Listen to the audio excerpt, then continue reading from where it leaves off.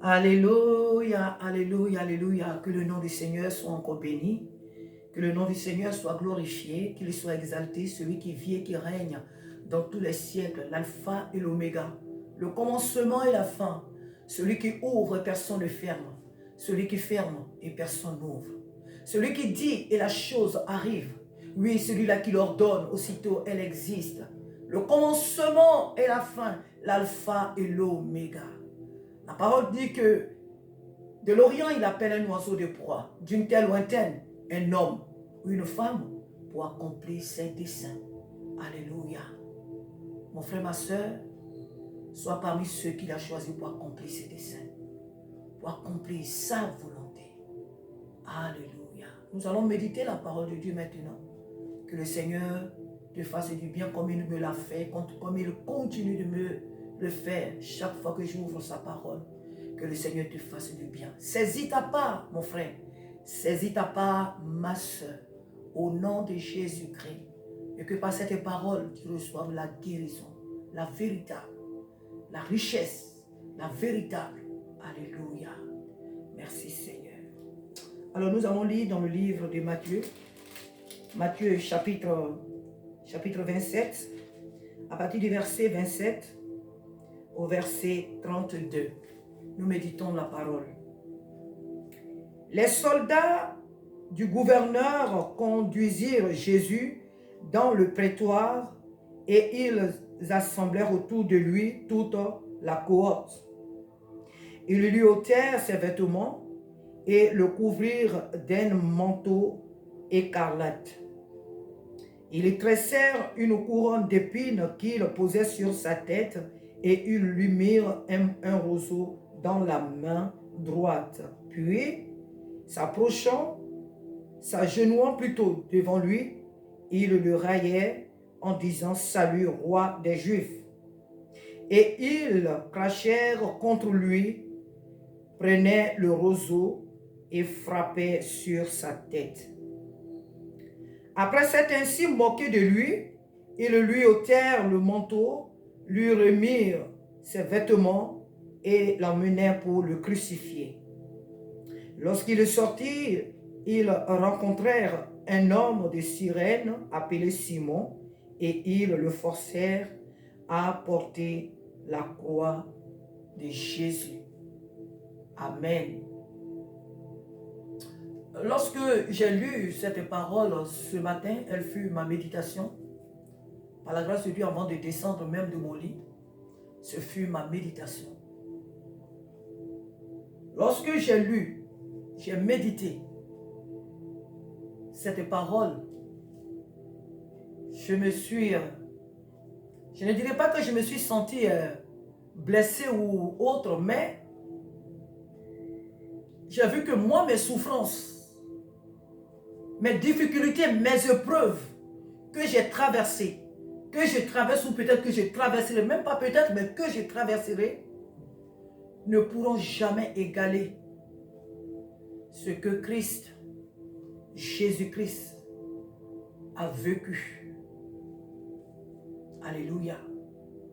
La parole de Dieu nous dit ici que les soldats du gouverneur conduisirent Jésus dans le prétoire et ils assemblèrent autour de lui toute la cohorte. Ils lui ôtèrent ses vêtements et le couvrirent d'un manteau écarlate.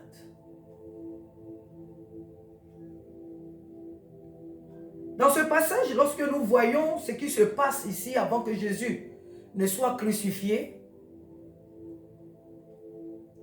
nous voyons ici que Jésus va être traité comme un vulgaire et comme un bandit, comme un criminel.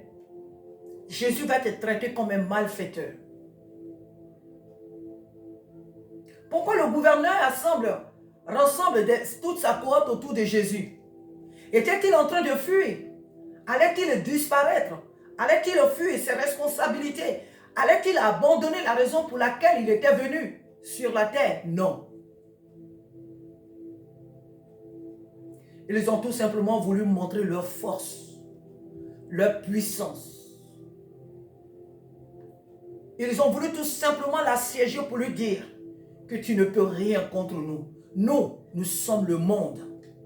Nous sommes la puissance du monde. Tu ne peux rien contre nous. Nous sommes la toute-puissance de cette terre. Nous sommes la gloire de ce monde. Pourquoi avait-il besoin, le gouverneur, d'envoyer toute sa cohorte autour de Jésus? Il était la seule, sans défense. Il était blessé. Tout son corps, de la tête jusqu'aux pieds, saignait. Il était affaibli. Jésus agonisait. Il était dans cette douleur de tout ce qu'il avait reçu comme coup. Son dos était déchiré. Tout son corps était rayé de toute forme de blessure. Pourquoi toute cette cohorte autour de lui? Le monde.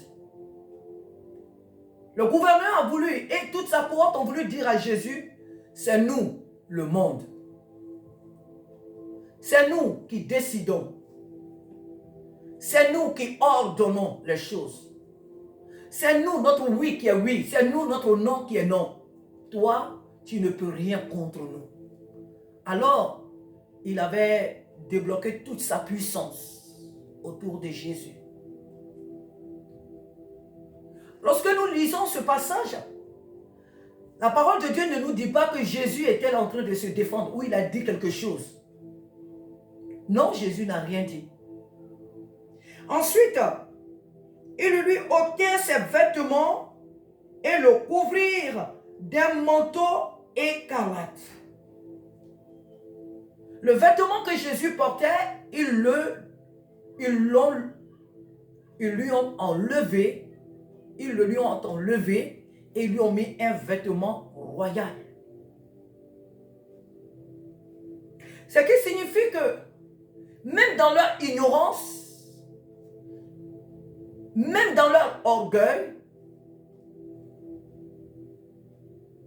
il va ressortir ce qui est vrai, ce qui est réel, ce qui est de Dieu, la vérité. Oui, le manteau écarlate, c'est ce qu'il est. Le manteau de gloire, le manteau de pourpre, c'est ce qu'il est. Il est roi, le roi des rois. Eux, ils pensaient qu'ils étaient en train de se moquer de lui. Ils pensaient qu'ils étaient en train de le ridiculiser, mais ils n'ont pas compris qu'il disait là la vérité, ce qui était vrai, ce qui était la réelle identité de Jésus. Ensuite, la Bible dit qu'il tressait une couronne d'épines qu'il posait sur sa tête et ils lui mirent un roseau dans la main droite. Puis il s'agenouait, puis s'agenouant devant lui, il le raillait en disant « Salut, roi des Juifs ». Il tressait une couronne d'épines. Oui, on lui met un manteau de pourpre, on lui met un manteau royal, mais sur la tête, la couronne, au lieu de lui mettre une couronne aussi d'or ou de diamants, on lui met une couronne d'épines. Jésus est la tête qui est venue souffrir pour le monde. Le corps peut être recouvert, c'est vrai, des habits royaux. Mais lui qui est la tête de l'église, ici, il se porte devant le combat. Il n'est pas un roi vêtu de la tête jusqu'en haut, jusqu'en bas, de la tête jusqu'en bas, qui marche devant son peuple dans un combat terrible. Non. Il porte lui-même la douleur. Il porte lui-même les humiliations que nous méritions. Il les porte lui-même. Et ensuite, la Bible nous dit que il crachait contre lui, prenait le roseau et frappait sur sa tête. Après s'être ainsi moqué de lui, il lui ôtait le manteau, lui remit ses vêtements et l'emmenait pour le crucifier. Jésus n'allait pas monter sur la croix en tant que roi. Il est roi. Il n'a rien à prouver à qui que ce soit. il est roi. Mais il ne devait pas partir à la croix comme un roi, non. Il devait aller sur cette croix comme celui qui porte le péché, toutes les saletés du monde. Il se dépouille de sa royauté et il va sur la croix comme un pécheur, comme un brigand. Il porte sur lui toutes nos humiliations. La parole de Dieu nous dit à la fin que lorsqu'il est sorti, il rencontrait un homme de Cyrène appelé Simon et il le forçait et il porta, il le forçait à porter la croix de Jésus. On ne pouvait que forcer Simon. Parce que Simon, ce n'était pas sa place. La croix n'était pas à Simon. Alléluia. Simon ne pouvait prendre cette croix que de par la force. On ne pouvait forcer Simon à porter cette croix. Ce n'est pas Jésus qui donne cette croix à Simon, non. Mais ce sont les soldats qui forcent Simon à porter la croix de Jésus. Parce que dans la réalité, Jésus-Christ, cette croix lui appartenait. C'était pour cette croix qu'il est venu au monde. C'est sa croix. C'est sa responsabilité. Il n'appelle pas lui-même quelqu'un pour l'aider, même s'il était affaibli. Il allait y arriver. Il allait tomber, c'est vrai, mais il allait arriver avec cette croix jusqu'à la montagne. On va forcer quelqu'un pour prendre cette croix. Le fait de le forcer, le fait qu'on force cet homme, c'est qui veut dire que il n'avait pas, lui, le désir de le faire. Quand on force quelqu'un, c'est que cette personne, ce n'est pas de sa volonté. Ce n'est pas sa décision. Ce n'est pas de son propre gré qu'il vient aider Jésus, mais on le force. Il n'a pas le choix. Alors, on le force à porter la croix de Jésus. Jésus n'a pas refusé. Puisqu'il aime toujours impliquer l'homme dans son œuvre. Jésus implique toujours l'homme dans ce qu'il fait. Donc, il n'a pas refusé. Il pouvait dire non, laissez-le. Mais il a accepté. Parce que Jésus veut toujours voir l'homme être impliqué. Même quand il a le plein pouvoir, la force, l'autorité et toute puissance de faire ce qu'il a fait. Mais il aime toujours impliquer l'homme dans son œuvre. Alors, chers frères et sœurs, ce que le Seigneur voudrait que nous tirons un peu de ce passage, c'est que Jésus qui est Dieu, Jésus qui est tout puissant, Jésus qui a créé le ciel et la terre, a vécu cette humiliation, sinon ces humiliations. Pour nous qui nous disons enfants de Dieu, pour peu de choses, nous sommes frustrés. Pour une petite preuve, nous nous sentons humiliés. On ne peut pas nous faire ça. On ne doit pas nous dire ça. Est-ce que tu sais qui je suis? Parce qu'on a un petit boulot un peu aisé, on se croit intouchable. Parce qu'on a un rang social un peu élevé, on se croit intouchable dans la maison de Dieu. Même quand on n'a pas tout ça, dans la maison de Dieu, on ne veut pas être frustré. On ne veut pas qu'on nous manque de respect. Pour une petite preuve, nous abandonnons le Seigneur. Pour une petite difficulté, nous abandonnons Dieu. Et même si la difficulté était grande, je crois bien que dans la Bible, il est parlé d'un seul homme de la Genèse jusqu'à l'Apocalypse qui s'appelle Job. Et nous connaissons tous l'histoire de Job. Job a tout perdu. Mais cela ne s'est pas arrêté là.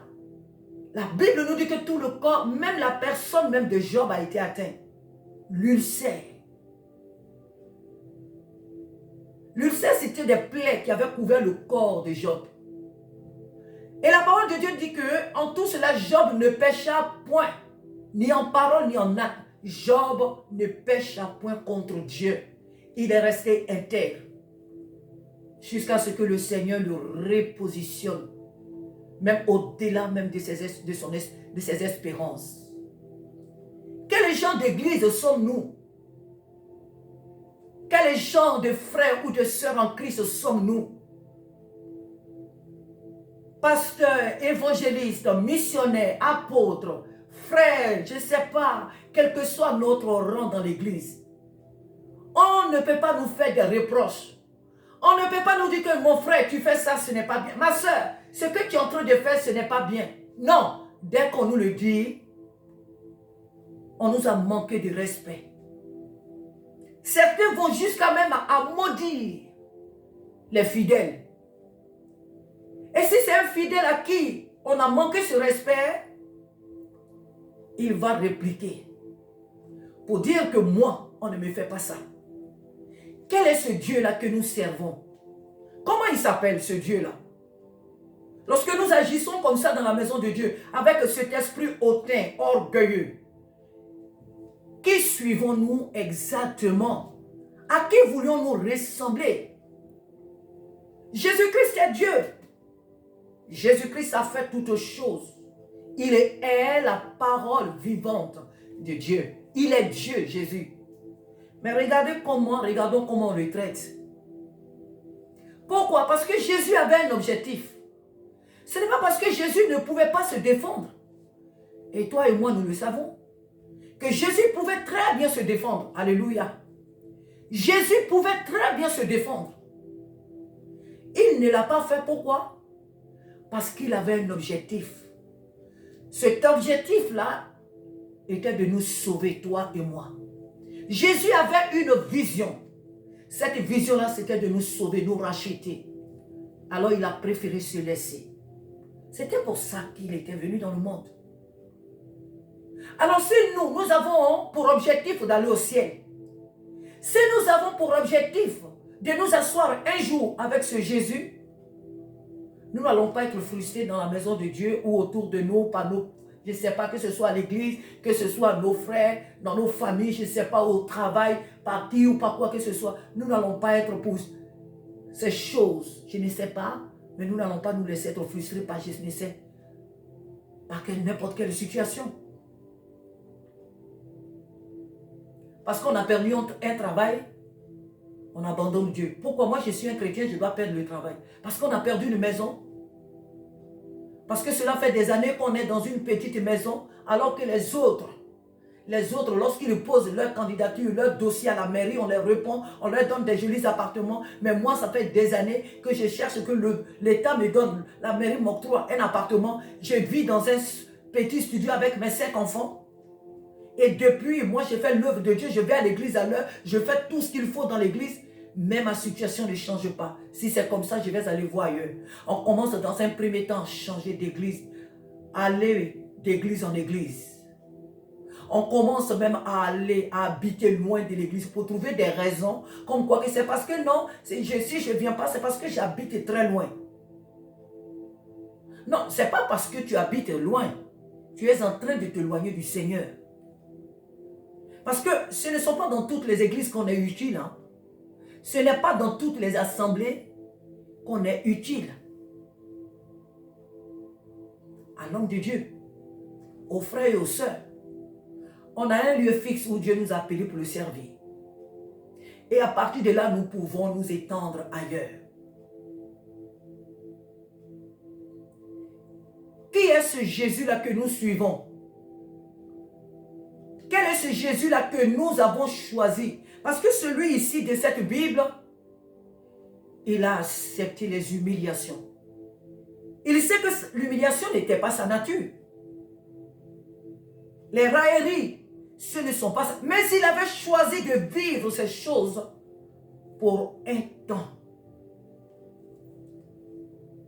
Il avait choisi de vivre ces choses pour nous sauver. Alors mon frère, ma soeur, quel que soit ton rang social, quelles que soient les épreuves ou les difficultés que tu es en train de traverser dans n'importe quel domaine de ta vie, le Seigneur t'invite à jeter ton regard sur ce que lui, il a vécu à ta place. Arrêtons de dire que oui, parce que je suis un enfant de Dieu, je ne dois plus souffrir. Parce que Jésus a souffert pour moi, donc je ne dois plus vivre ça. Les humiliations, ce n'est plus pour moi. Les rejets, ces choses-là ne sont plus pour moi.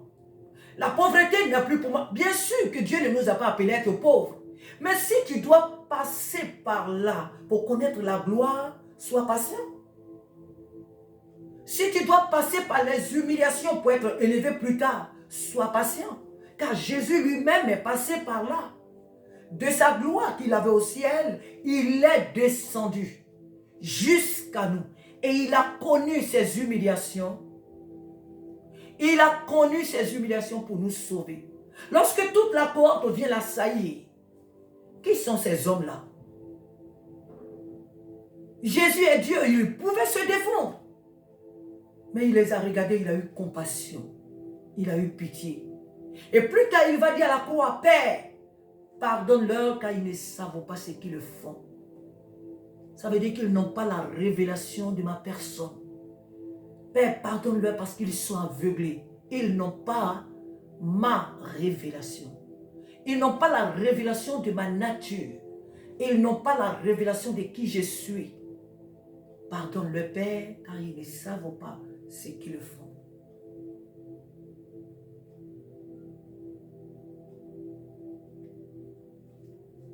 Si nous avons choisi Jésus-Christ comme notre Seigneur et Sauveur, bien sûr que c'est lui qui nous a choisis premièrement, mais si nous avons répondu à son appel, acceptons de passer là où il est passé. Lorsque les événements se présentent à nous, on ne va pas chercher les persécutions pour dire que Jésus a souffert, donc moi aussi il faut que je souffre. On ne va pas dire que si Jésus, comme Jésus a été flagellé, donc moi aussi il faut que je sois flagellé, il faut qu'on me crache dessus. Non, mais quand les épreuves arrivent à nous, il faut éviter de murmurer. Il faut éviter d'injurer. Il faut éviter de fuir et de changer de camp. Il faut éviter de chercher la facilité, les honneurs, la gloire, les acclamations. Il faut éviter cela. Jésus a connu les humiliations pour toi et pour moi. Alors si aujourd'hui tu traverses un temps où tu es humilié, où tu es moqué, où tu es rabaissé, piétiné, je ne sais. Si aujourd'hui, les gens pensent que tout est fini pour toi, qu'il n'y a plus d'espoir pour toi, laisse ceux qui veulent rire, rire. Laisse ceux qui veulent se moquer de toi, se moquer. Et toi, s'il te plaît, aie tes regards fixés sur ce que Christ a vécu pour toi et moi. Parce que si Jésus-Christ a été humilié, obligatoirement, toi et moi, nous y passerons par là. Si les hommes ont craché sur Jésus, oh, s'il te plaît, toi et moi, nous allons passer, nous passerons par là. Alléluia. Je vais m'arrêter là. Si nous avons répondu à l'appel de Jésus-Christ, attendons-nous à ce que ce qu'il a vécu, nous le connaissions, ce que nous le vivons aussi. Quand on nous crache dessus, ce n'est pas grave. La parole de Dieu nous dit que nous sommes des pèlerins sur la terre. Qu'on se moque de nous, qu'on nous prenne pour, je ne sais, je ne sais pas, pour des vauriens ou des moins que rien, je ne sais. Ce n'est pas grave. Ce n'est que pour un temps. Celui que nous servons, il est Dieu, il est vivant. Et tôt ou tard, il nous sortira des situations que nous traversons. Évitons de chercher nous-mêmes les solutions. Évitons nous-mêmes de chercher les solutions. Jésus pouvait se défendre, mais il a accepté de passer par là parce que c'était son objectif, son choix. C'était son choix de connaître ces choses. C'était son choix de vivre ces choses. C'est pourquoi je n'aime pas souvent employer le mot subir. Jésus n'a pas subi. Bon, moi je ne sais pas comment vous autres vous le comprenez, mais le mot subir, moi je n'accepte pas qu'on dise que Jésus a subi. Parce que quelqu'un qui subit, c'est celui-là qui n'a pas le choix. Je n'ai pas le choix. Je suis chez quelqu'un. J'ai été logé par quelqu'un. Et cette personne me traite de tout, je n'ai pas un autre lieu où aller. Donc je suis obligé d'accepter la maltraitance quelque part que la personne me fait subir. Donc là, je ne peux pas aller ailleurs. Dans la ville, je ne connais personne. Donc là, je subis. Subir, c'est ne pas avoir le choix. Jésus n'a pas subi. Jésus avait le choix. Jésus est Dieu. Jésus pouvait se libérer de cette souffrance. Mais il a accepté. Donc j'appelle ça vivre. Il a vécu. Il a accepté de vivre cela. Que Dieu nous aide. Les temps sont mauvais et Jésus revient. Arrêtons de nous croire trop grands. Arrêtons de nous voir trop importants. Les intouchables. Arrêtons de nous voir trop élevés. Arrêtons de nous voir au-delà des regards que Jésus a sur nous. Arrêtons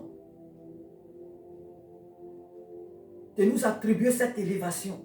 C'est vrai que nous sommes les enfants de Dieu. Nous sommes les enfants du roi des rois. Nous sommes au grand, c'est vrai.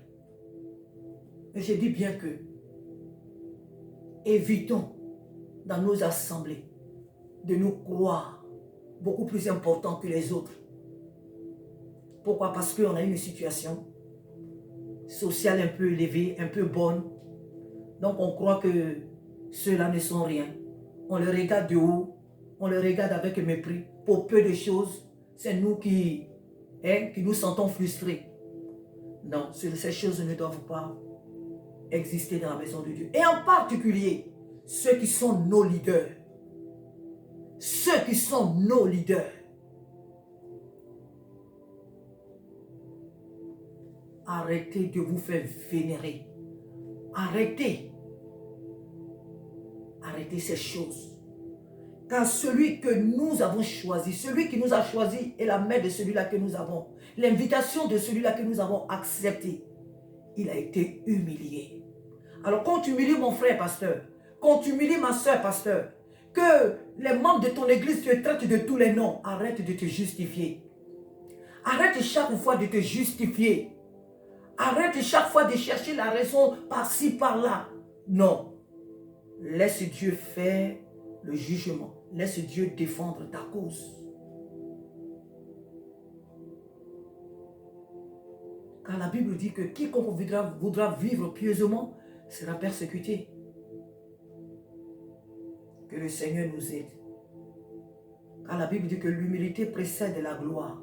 L'orgueil, la chute. L'orgueil précède la chute. Que toi et moi, nous soyons parmi ceux qui s'humilient, afin que le Seigneur Dieu les élève au temps convenable. Que toute la gloire soit rendue à l'Éternel, notre espérance. Qu'il te bénisse, qu'il me bénisse, que Dieu nous aide. Et que dans notre vie, là où il y a encore l'orgueil, qu'il soit brisé. Là où nous sommes encore en train de dire, moi là, moi on ne me fait pas ça, moi, si c'était avant là, moi si c'était dans mon avant là, que le Seigneur nous délivre de cette mentalité satanique, de ce comportement, que Dieu nous délivre. Et afin que lorsque les gens nous humilient, nous disons tout simplement que celui que j'essaie est passé par là. Celui dont j'ai accepté l'invitation est passé par là. Donc si je passe par là, ça prouve vraiment que je suis dans la bonne direction. Ça prouve vraiment que je suis dans la bonne voie, que j'ai choisi la bonne part. Que Dieu te bénisse et que le Seigneur t'aide à recevoir ce qu'il nous dit. Alléluia. Sois béni et à très bientôt. Amen.